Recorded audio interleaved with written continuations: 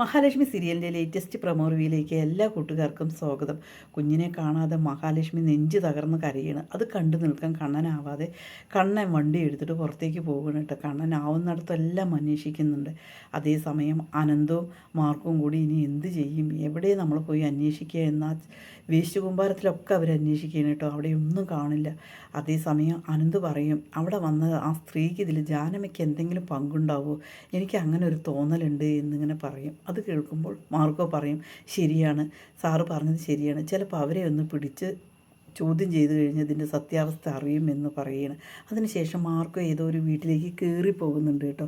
അത് ഏത് വീടാണെന്ന് നമുക്കറിയില്ല. ചിലപ്പോൾ ജാനമ്മയുടെ വീടായിരിക്കും, അല്ലെങ്കിൽ എന്തായാലും പ്രതാപൻ്റെ അടുത്തേക്ക് മാർക്കോ എന്തായാലും പോകും. പ്രതാപനെയും മുത്തശ്ശിയിട്ട് കുലുക്കി കഴിഞ്ഞാൽ സത്യാവസ്ഥ അറിയുകയും ചെയ്യും.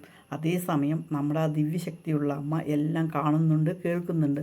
ആ അമ്മ ഒരേ പ്രാർത്ഥനയിലാണ് കേട്ടോ. നീലമോൾക്ക് ഒരു കുഴപ്പമില്ലാതെ നീലമോളാണെങ്കിൽ സുഖമായി ഉറങ്ങിക്കൊണ്ടിരിക്കുകയാണ്. ആ അമ്മയ്ക്കറിയാം മോൾക്കൊന്നും സംഭവിക്കില്ല എന്ന് കേട്ടോ.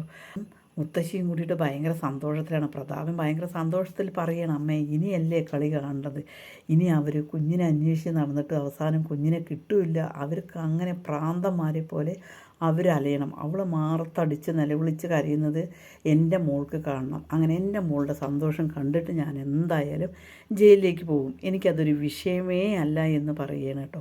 അത് കേൾക്കുമ്പോൾ മുത്തശ്ശിക്ക് ഭയങ്കര വിഷമമുണ്ട്. കാരണം മാർക്കോ വന്നു കഴിഞ്ഞാൽ എന്ത് സംഭവിക്കാം, അത് ആലോചിച്ചിട്ടാണ് പേടി. പോലീസുകാരെയും മുത്തശ്ശിക്ക് പേടിയാണ് കേട്ടോ.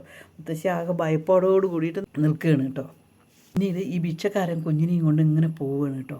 ആ സമയത്ത് നമ്മുടെ പോലീസുകാരെ എല്ലാവരുടെയും തിരഞ്ഞിട്ട് കാണാതെ അവർ ഊർജിതമായി അന്വേഷിക്കുന്നുണ്ട്. അങ്ങനെ ടൗണിൽ പോയിട്ട് പോലീസുകാരെ അവിടെ നിർത്തിയിട്ട് ഇറങ്ങുമ്പോൾ ഭിക്ഷക്കാരൻ കുഞ്ഞിനെയും കൊണ്ട് അവിടെ നിൽക്കുന്നുണ്ടാവും കേട്ടോ.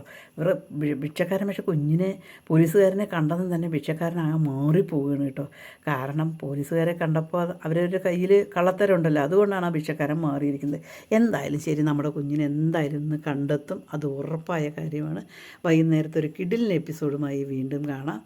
ഈ ചാനലൊന്ന് ലൈക്ക് ചെയ്ത് ഹൈപ്പ് ചെയ്ത് സപ്പോർട്ട് ചെയ്യണേ.